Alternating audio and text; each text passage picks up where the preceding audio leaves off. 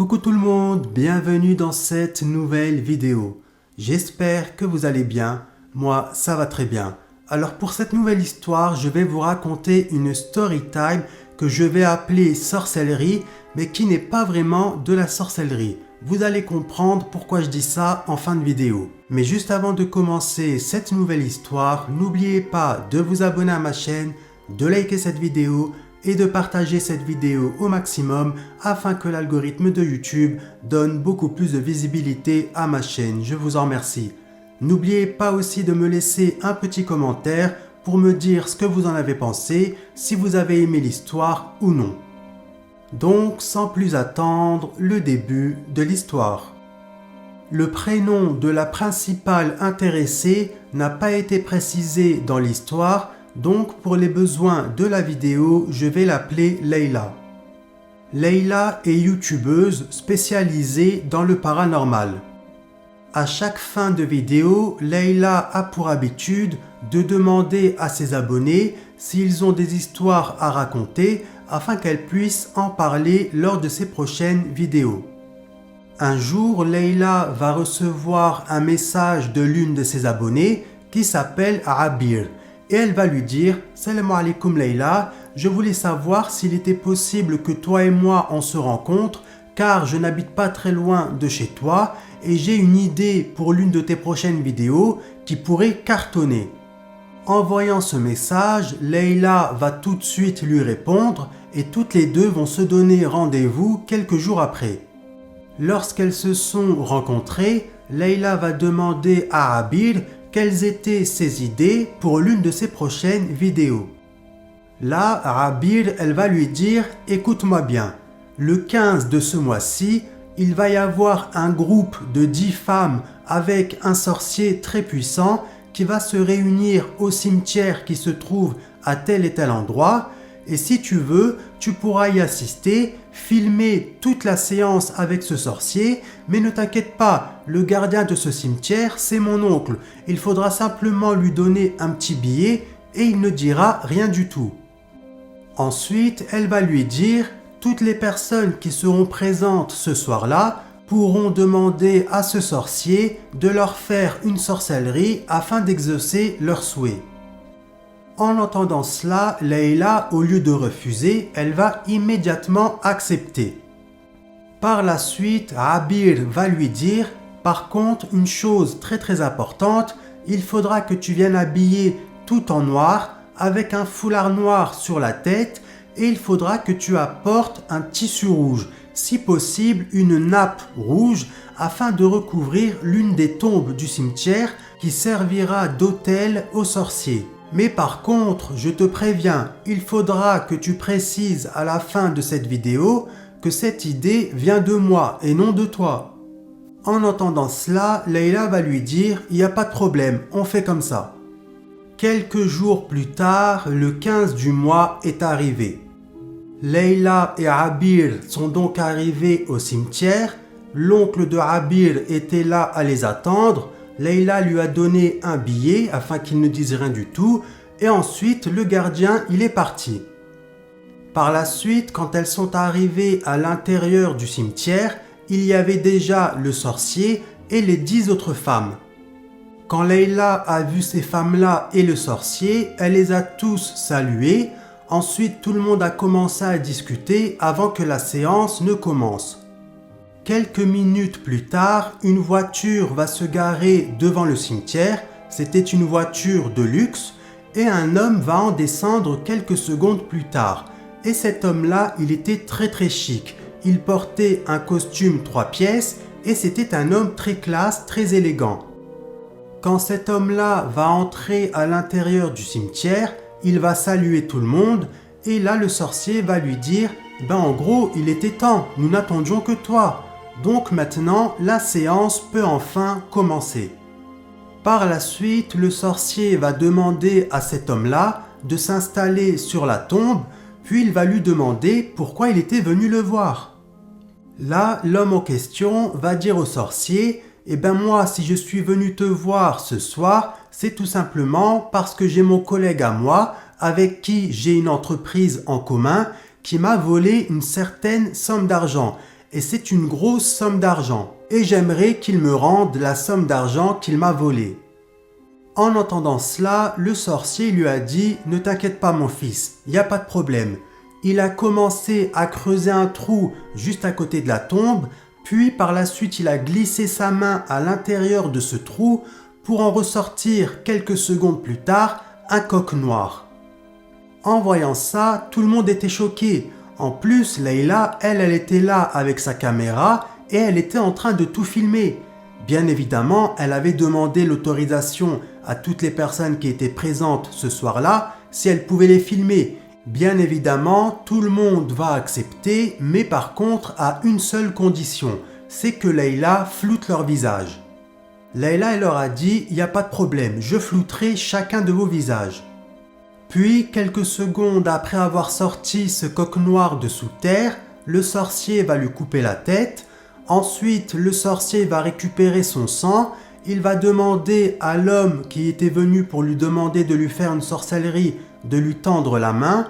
L'homme lui a tendu la main et là le sorcier, avec le sang de ce coq, va commencer à écrire une incantation sur la main de cet homme.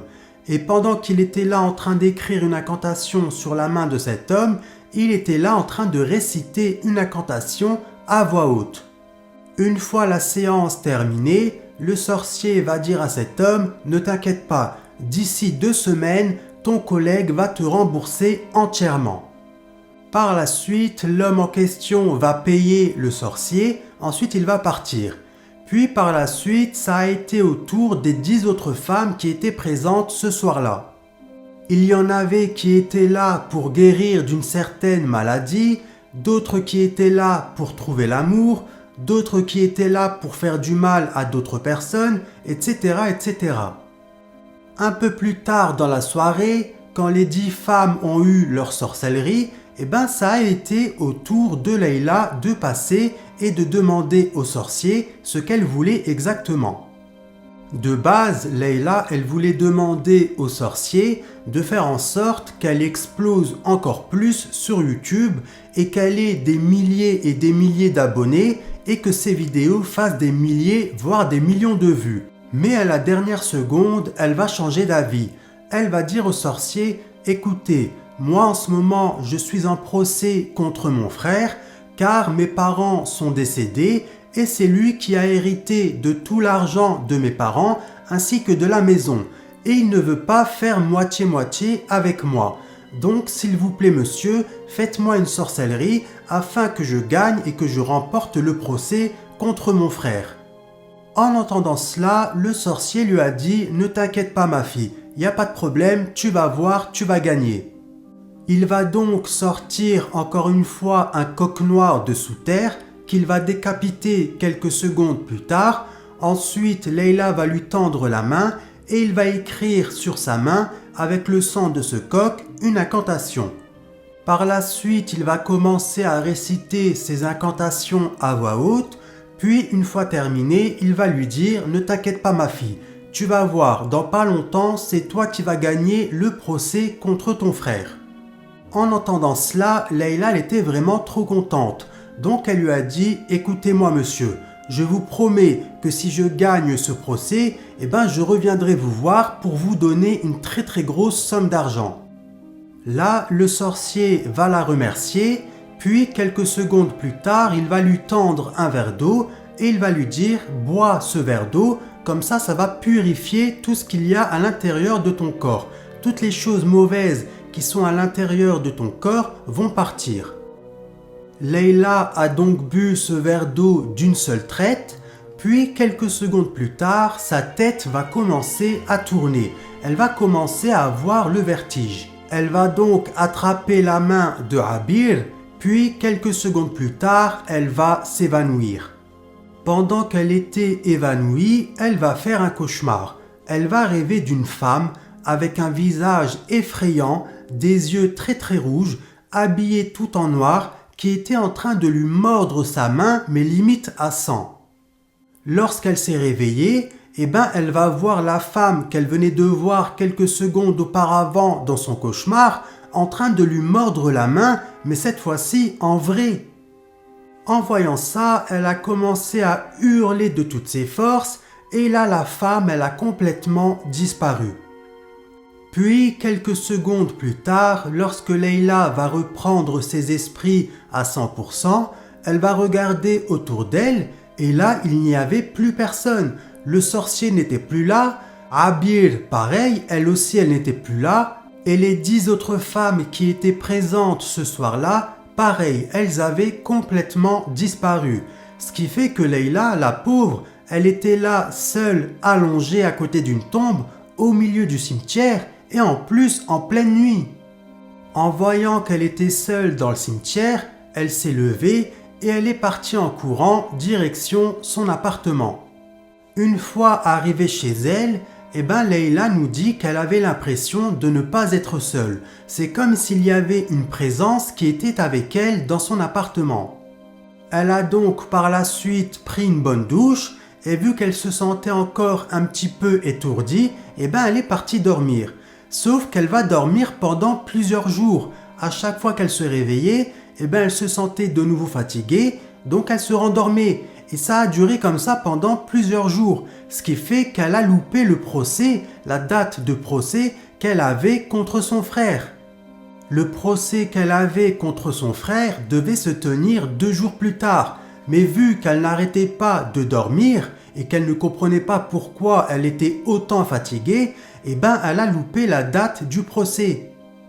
En voyant qu'elle avait loupé la date du procès, la pauvre, elle était déçue, elle était dégoûtée.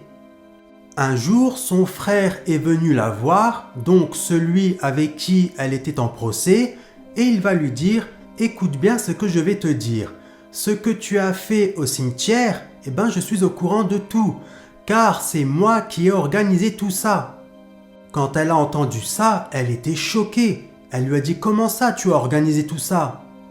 Là, il va lui dire tout ce qui s'est passé au cimetière avec les 10 autres femmes et le sorcier, tout ça c'était réel.